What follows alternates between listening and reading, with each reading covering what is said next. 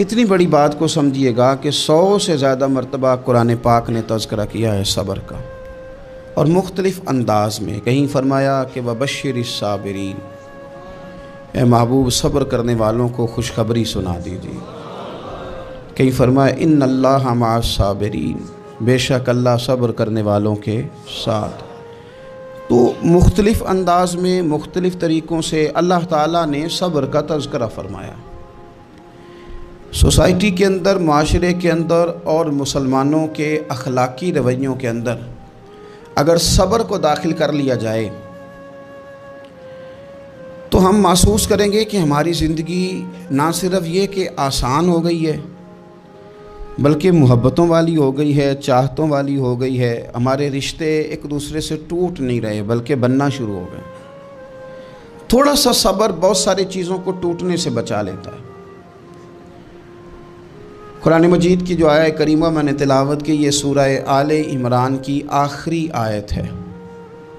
اللہ تعالیٰ نے فرمایا یا ایھا الذین آمنوا اصبروا وصابروا، اے ایمان والو صبر کرو، صابر بنو۔ اے ایمان والو صبر کرو اور صابر بنو۔ کیا مطلب؟ پہلے صبر کا مطلب یہ ہے کہ اگر تمہیں کوئی ذاتی تکلیف پہنچے تو اس پر صبر کرو۔ وصابروا، اس کا معنی یہ ہے کہ اگر دشمن کے مقابلے میں کسی اور کی طرف سے کوئی تکلیف آئے تو اس پر بھی صبر کرو۔ پھر فرمایا ورابطوا، اور ہمیشہ کمر بستہ رہو، اسلامی سرحدوں کے پہرے دار رہو۔ واتقوا اللہ، اللہ سے ڈرتے رہو۔ لعلکم تفلحون، اس امید پر کہ اللہ تمہیں کامیابی عطا فرما دے، تم فلاح پا جاؤ۔ یا ایھا الذین آمنوا اصبروا وصابروا، اے ایمان والو صبر کرو اور صابر بنو۔ صبر کرو، صابر رہو، یعنی جو ذاتی تکلیف آئے اس پر بھی صبر کرو۔ اور مصابرہ کا معنی سامنے سے آنے والی تکلیف، اگر بیماری آ گئی، کوئی پریشانی آ گئی، کہیں کوئی اپنا دنیا سے چلا گیا تو یہ ذاتی تکلیف ہے، اس پر بھی صبر کرنا۔ اور اگر اپنوں نے، بیگانوں نے کوئی تکلیف پہنچا دی، کوئی اذیت دے دی، وہ اذیت کئی صورتوں میں ہو سکتی ہے۔ تانا بھی ایک اذیت ہے، طنز بھی ایک اذیت ہے، کسی شخص کے بارے میں غلط کلمہ کہنا بھی ایک اذیت ہے، اور مقابلے میں کھڑے ہو جانا، لڑائی کرنا، یہ بھی ایک اذیت ہے۔ اس پر بھی صبر کرو۔ ورابطوا، اور اس طرح کرو کہ کمر بستہ رہو، جد و جہد کرتے رہو۔ واتقوا اللہ، اللہ سے ڈرو۔ لعلکم تفلحون، تاکہ تم کامیاب ہو جاؤ۔ صبر جب آپ کرتے ہیں نا، اور صبر کا ارادہ کرتے ہیں، تو اللہ تعالیٰ صبر کی توفیق بھی عطا فرماتا ہے۔ ہم نے یہ دیکھا ہے کہ ہمارے پاس نعمتوں کی کمی نہیں، ہمارے فریزر خوراک سے بھرے ہوئے ہیں، ہمارے دسترخوانوں پہ انواع و اقسام کی چیزیں چنی ہوئی ہیں، ہماری الماریوں میں کئی ہمارے لباس تیار شدہ لٹکے ہوئے ہیں، ہماری جیبوں میں ہماری ضرورت کا سرمایہ اللہ نے ہمیں دے دیا ہے۔ لیکن اس کے باوجود جو لوگ ایک دوسرے سے پیار نہیں کر پا رہے، جو ایک دوسرے کے قریب نہیں جا پا رہے، تو اس کی وجہ یہ ہے کہ صبر نہیں رہا، حوصلہ نہیں رہا، کسی چیز کو برداشت کرنا ہمارے مزاج کا حصہ ہی نہیں رہا۔ اور پھر چونکہ امت مسلمہ نے انقلاب برپا کرنا تھا، دنیا کو پیغام حق دینا تھا، اگر ان کے اندر حوصلہ ہی نہیں ہوگا، اگر انہیں صبر ہی نہیں کرنا آئے گا، استقامت ہی نہیں ہوگی، کہیں رکنا ہی نہیں آئے گا، تو یہ میدانوں کو سر کیسے کریں گے؟ کامیابیاں کیسے ان کا مقدر بنیں گی؟ رمضان المبارک میں بھی ماحول یہ ہو کہ افطاری سے 1 گھنٹہ پہلے نظر پوری ٹک جائے گھڑی پہ، اور تھوڑا سا بھی صبر مشکل ہو۔ اور رمضان المبارک میں سحری کے وقت میں اگر دہی والی دکان پہ بھی جھگڑا ہی ہو رہا ہو، اور شام کو سامان خریدنے میں بھی اگر بحث ہی ہو رہی ہو، تکرار ہو، جھگڑا ہو، تو پھر سیکھا کیا؟ پھر وہ جو ہمیں تربیت دی جا رہی تھی کہ ہم نے صبر کرنا ہے، تو پھر ہم نے اس میں حاصل کیا کیا؟ حدیث پاک سنیں گے، آپ کی طبیعت بڑی ٹھنڈی ہوگی۔ میرے نبی پاک صلی اللہ تعالیٰ علیہ وسلم نے ارشاد فرماتے ہیں کہ جو بندہ سوال سے بچنا چاہے گا، ارادہ کرے گا اللہ میں نے کسی سے نہیں مانگنا، فرمایا جو سوال سے بچنا چاہے گا رب اسے سوال سے بچا لے گا۔ اور جو لوگوں سے بے نیاز ہونا چاہے گا، کہے گا یا اللہ مجھے دنیا داروں کا محتاج نہ بناؤ، اپنی بارگاہ سے عطا فرما۔ جو لوگوں سے بے نیاز ہونا چاہے گا اللہ لوگوں سے بے نیاز کر دے گا۔ اور فرمایا جو صبر کا ارادہ کرے گا اللہ اسے صبر کی توفیق بھی عطا فرما دے گا۔ ارادہ تو کرے، پروگرام تو بنائے، توفیق تو اللہ دے گا۔ جو صبر کا ارادہ کرے گا اللہ صبر کی توفیق بھی عطا کر دے گا۔ اور حضور صلی اللہ تعالیٰ علیہ وسلم فرمانے لگے یاد رکھو کسی بندے کو جو بہترین تحفہ دیا گیا ہے نا، اگر کسی کو کوئی بہترین عطیہ ملا ہے تو پھر اللہ تعالیٰ نے اسے صبر عطا فرمایا ہے۔ یہ بہترین تحفہ ہے، اس سے زندگی سنور جاتی ہے، اس سے انسان باوقار اور مطمئن ہو جاتا ہے، اس سے اس کے شب و روز آسانی سے بیتتے ہیں، وہ دنیا کی پک ڈنڈیوں سے آسانی سے گزر کے اللہ کی بارگاہ عالی مرتبت میں سرخرو ہو کر حاضر ہو جاتا ہے۔ لیکن اگر بے حوصلہ ہو، صبر نہ ہو، پھر نقصان روز بروز بڑھتا ہے۔ اور پھر میرے رسول پاک صلی اللہ تعالیٰ علیہ وسلم ارشاد فرماتے ہیں کہ اصل بات یہ ہے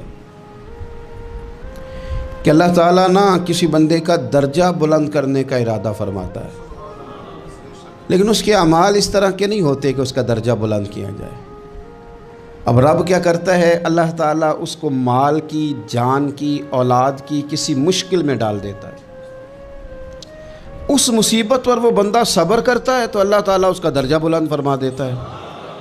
اعمال اس قابل نہیں تھے کہ درجات بلند ہوں، وہ اعمال کی بنیاد پر نہیں کر سکتا تھا تو اللہ نے کسی مشکل میں ڈال کے نا اپنے فضل سے درجہ بلند کر دیا۔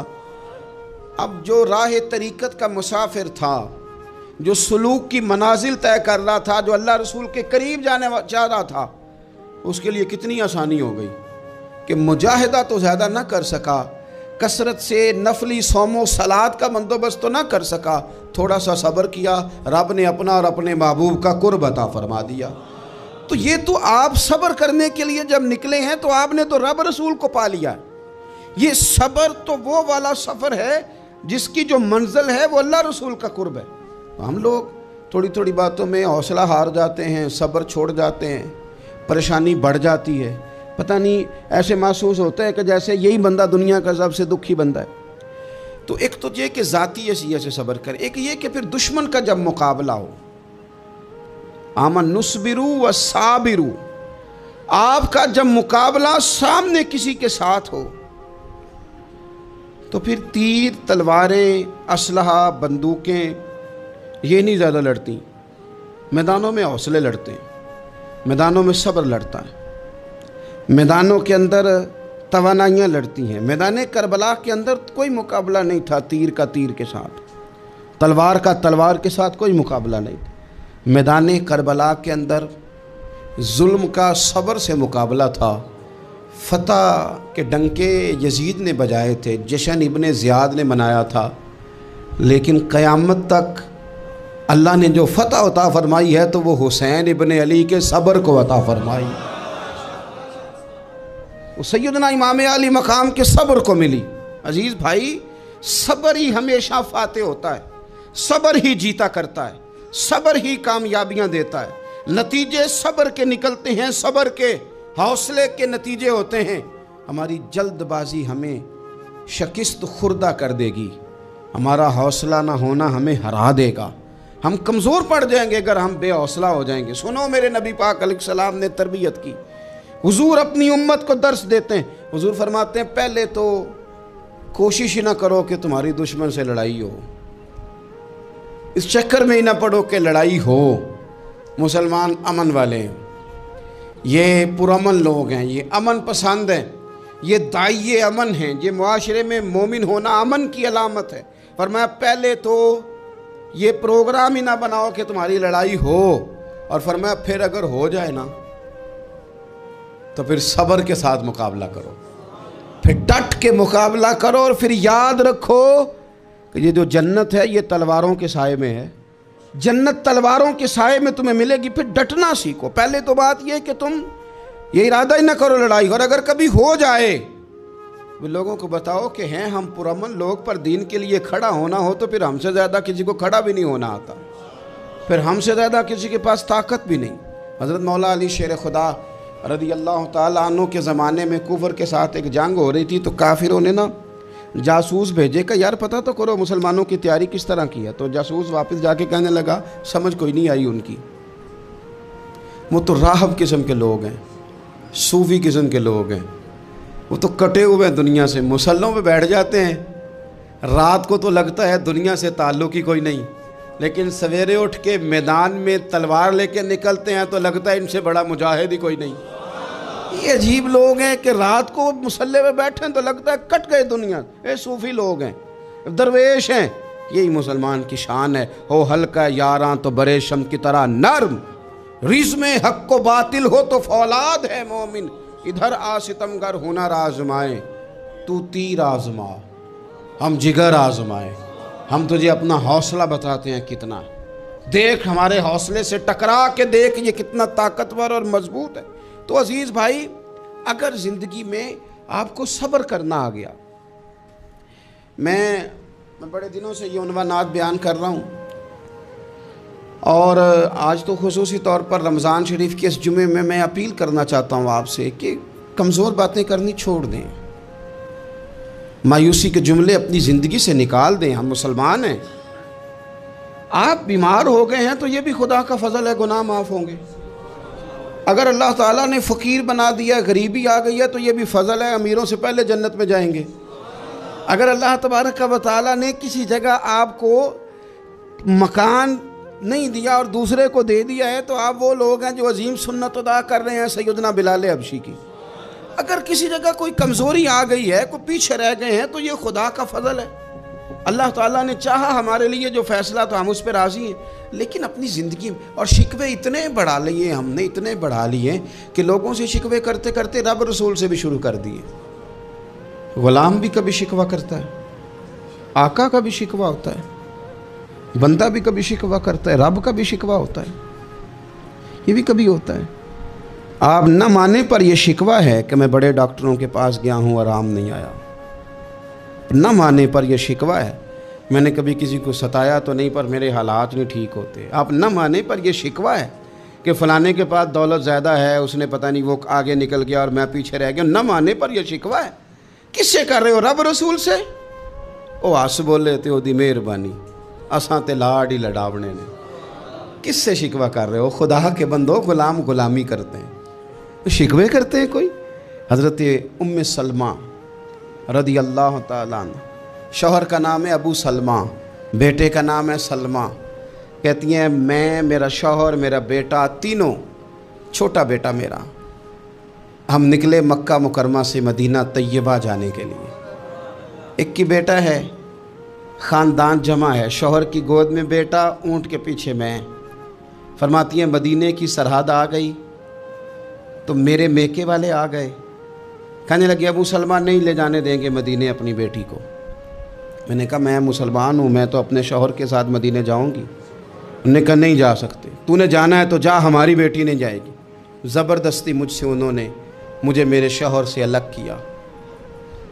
کہتی ہیں پھر میرے شوہر کے قبیلے والے آ گئے، وہ کہنے لگے اگر تم اپنی بیٹی کو نہیں نہ جانے دیتے تو یہ جو ہمارا پوتا ہے یہ ہماری نسل ہے، تمہارا نہیں، اسے ہم نہیں جانے دیں گے۔ وہ بچہ اپنی طرف کھینچتے تھے، میں اپنی طرف کھینچتی تھی، مدینے کی سرحد پہ۔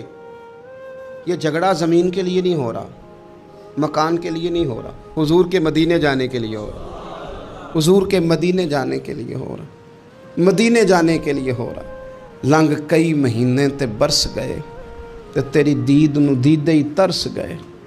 انہوں نے بچہ کھینچا، میں نے اپنی طرف کھینچا، میرے بچے کا بازو اتر گیا۔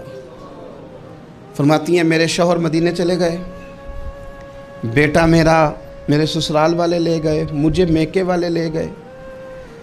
آج بھی کچھ سیانے بندے کہتے ہیں اس کو نکال دو اور بچے چھین لو۔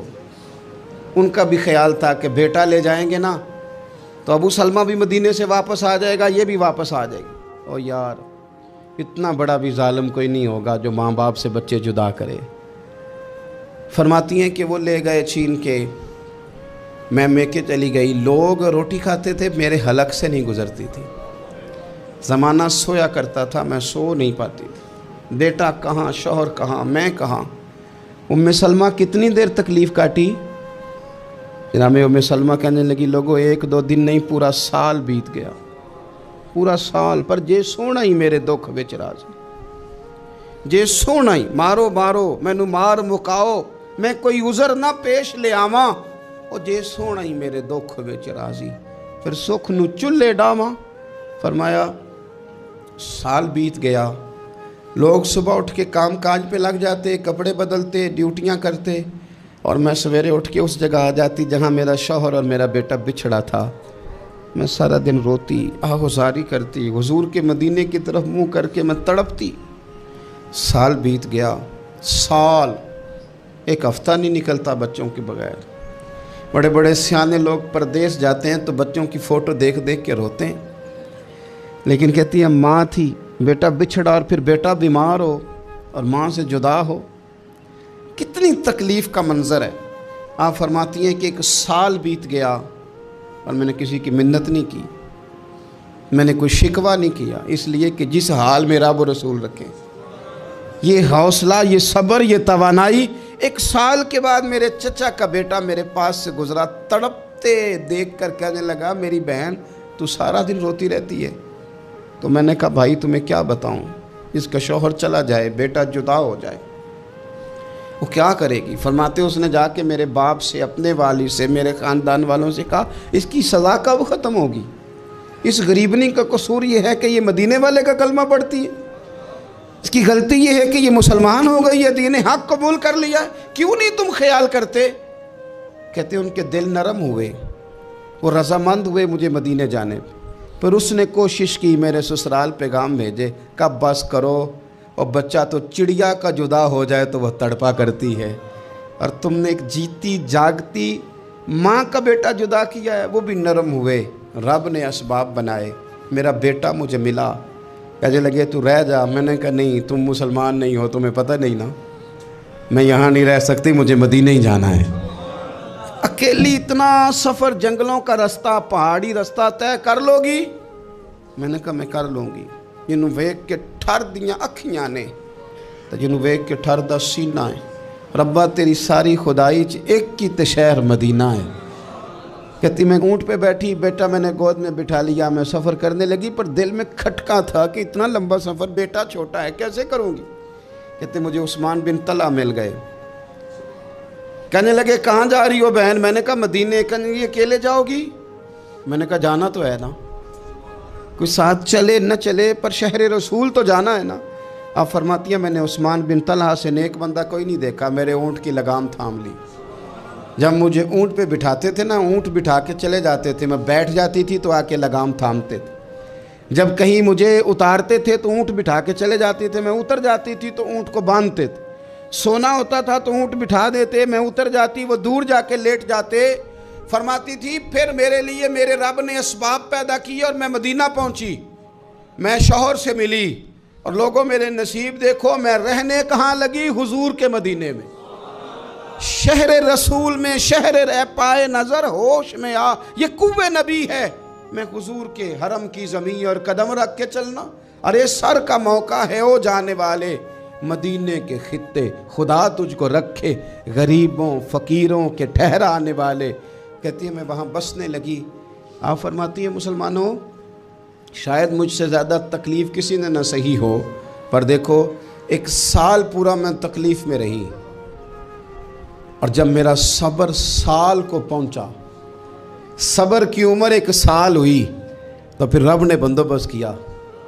फिर मेरे घर वाले भी नरम हो गए, ससुराल वाले भी नरम हो गए, रब ने मेरे आने जाने के लिए एक बंदे का बंदोबस्त भी फरमा दिया। फिर मेरा शौहर तक भी मैं पहुंच गई, मुझे मदीना तो रसूल भी नसीब हुआ। 1 साल मैंने सब्र किया था, रब ने मुझे मुस्तकिल मदीने का ठिकाना अता फरमा दिया।